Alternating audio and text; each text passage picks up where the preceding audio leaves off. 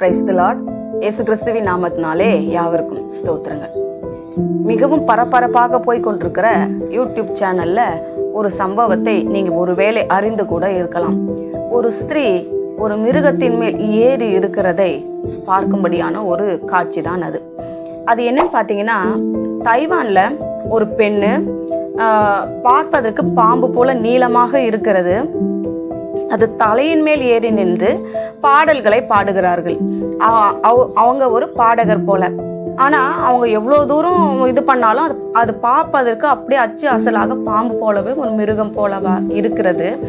அதன் மேல் தைரியமாக நின்று கொண்டு அழகாக பாடல்களை பாடுகிறார்கள். இது வேதத்தில் நமக்கு சொல்லப்பட்டிருக்கிறது. என்னன்னா, வேதம் சொன்னது என்னன்னா, உண்மையான மிருகத்தின் மேல் உட்கார்ந்து இருக்கிறதாக சொல்லப்படுகிறது. மிருகம் என்பது ஒரு தேசத்தை குறிக்கிறது, ஒரு நாட்டை குறிக்கிறது.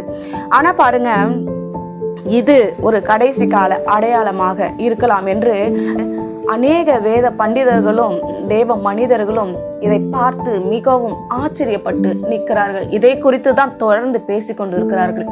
நீங்க யூடியூப்ல போய் பார்த்துட்டு எல்லா இடத்துலையும் போயிட்டு அதை நீங்க சர்ச் பண்ணீங்கன்னா இவர்களை பற்றி தான் தொடர்ந்து பேசிக்கொண்டு இருக்கிறார்கள். இது கடைசி காலத்தின் அடையாளமா? ஒருவேளை நம்ம மிகவும் கர்த்தருடைய வருகை சமீபத்துல நின்று கொண்டிருக்கிறோமா? அப்போ நாம் செய்ய வேண்டியது ஒன்று, இந்த உலகம், இந்த இயற்கை கர்த்தர் வரப்போகிற அத்தனை காரியங்களையும் அறிவித்து கொண்டிருக்கிறது. உங்க எல்லாருக்கும் ஒன்று ஞாபகம் இருக்கும். கடல்ல பூமி அதிர்ச்சியோ சுனாமியோ வரப்போவதாக இருந்தால் காடுகளில் இருக்கிற மிருகங்கள் எல்லாம் வேக வேகமாக ஓடி வருமாம். பறவைகள் எல்லாம் கும்பல் கும்பலாக ஓடி வருமாம். இதை பார்த்த அநேக என்ன பண்றாங்கன்னா, இது ஒரு எச்சரிக்கை, அந்த மாதிரி நடந்தாலே ஏதோ ஒரு சுனாமி வரப்போகுது, இல்ல ஏதோ ஒரு பூமி அதிர்ச்சி வரப்போகிறது, அல்லது காட்டு தீ ஏதோ ஒன்று இருக்கு, அதனாலதான் மிருகங்கள்லாம் ஓடி வருகிறது.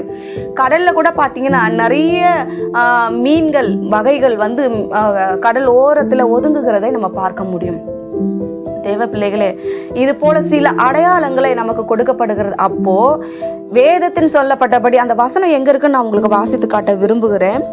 வெளிப்படுத்தின விசேஷம் 17ஆம் அதிகாரம் 3வது வசனத்துல கடைசி பகுதி, சிவப்பு நிறமுள்ள மிருகத்தின் மேல் ஒரு ஸ்திரீ ஏறி இருக்க கண்டேன். இது என்ன போட்டிருக்குன்னா, சிகப்பா இருக்கிற ஒரு மிருகம் இருக்கு, அந்த மிருகத்தின் மேல ஒரு ஸ்திரீ உட்கார்ந்து இருக்கிறா. அவ ஏறி இருக்கிறா. அது உட்கார்ந்து இருக்கிறாளோ நிக்கிறாளோ ஏறி இருக்கிறா, அப்படிதான் சொல்லப்பட்டிருக்கிறது. சிவப்பு நிறமுள்ள மிருகத்தின் மேல் ஒரு ஸ்திரீ ஏறி இருக்க கண்டேன். ஆனா சில வேத பண்டிதர்கள் என்ன சொல்றாங்கன்னா, அது ஒரு தேசம், அது வந்து அந்த மிருகத்தின் மேல ஒரு ஸ்திரீ உட்கார்ந்து இருப்பது போல ஒன்று இருக்கிறது, அந்த மிருகம் என்பது ஒரு தேசத்தை, ஒரு நாட்டை குறிக்கிறது அப்படின்னு சொல்றாங்க. இருந்தாலும் இப்படி ஒரு பாம்பை போல ஒரு மிருகத்தின் மேல அந்த ஸ்திரீ ஏறி வருவதை பார்க்கும் பொழுது நமக்கு சடனாக இந்த ஒரு வசனத்தை தானே ஞாபகப்படுத்துகிறது. எனவே தேவ பிள்ளைகளே, கர்த்தருடைய வருகை மிக மிக சமீபம். நம்ம ரொம்ப கடைசியில நின்று கொண்டு இருக்கிறோம். இப்ப எப்படி மிருகங்கள் எல்லாம் தன்னை தப்பித்து கொள்ள ஆயத்தப்படுத்து கொள்ள காட்டை விட்டு ஓடி வருகிறதோ, அல்லது மரங்களை விட்டு இருக்கிற சஞ்சரிக்கிற இடத்தை விட்டு வேறு இடங்களுக்கு கூட்டம் கூட்டமாக ஓடுகிறதோ, கடல்களை விட்டு உயிரினங்கள் எல்லாம் கடலோரத்துக்கு வருகிறதோ, அது போல நாமும் இந்த பூமியை விட்டு பரலோகம் போக போகிறோம். அதனால நம்ம என்ன பண்ணணுமா? எச்சரிக்கை அடைந்து ஆயத்தப்படணும். இதெல்லாம் ஒரு அடையாளம் தான். இது வந்து நிஜம் கிடையாது, ஒரு அடையாளம். தைவான்ல ஒரு ஸ்திரீ வந்து அது மேல நின்றுகிட்டு பாட்டு பாடுறாங்க, தலைமையில தைரியமா தில்லா நிக்கிறாங்க. இந்த அடையாளத்தை எடுத்துக்கொண்டு இது கர்த்தர் நமக்கு எதற்காக உணர்த்துகிறார் என்றால், நான் சீக்கிரமா வரப்போகிறேன், நீங்க எல்லாரும் என்ன பண்ணுங்க? ஆயத்தப்படுங்க, என்னோடு கூட நீங்களும் பரலோகத்துக்கு வாங்கன்னு சொல்லுவதற்காக தான், எச்சரிக்கை தான் இது. எனவே தேவ பிள்ளைகளே, எச்சரிக்கைப்படுங்கள், கர்த்தருடைய வருகைக்கு ஆயத்தப்படுங்க. ஜெபிக்கலாமா? நல்ல தகப்பனே, இந்த வேலைக்காக நன்றி செலுத்துகிறார் ராஜா.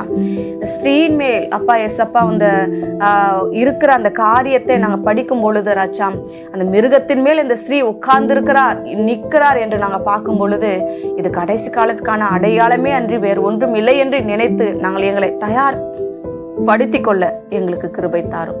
இயேசுவின் நாமத்துல ஜெபிக்கிறோம் பிதாவே, ஆமென்.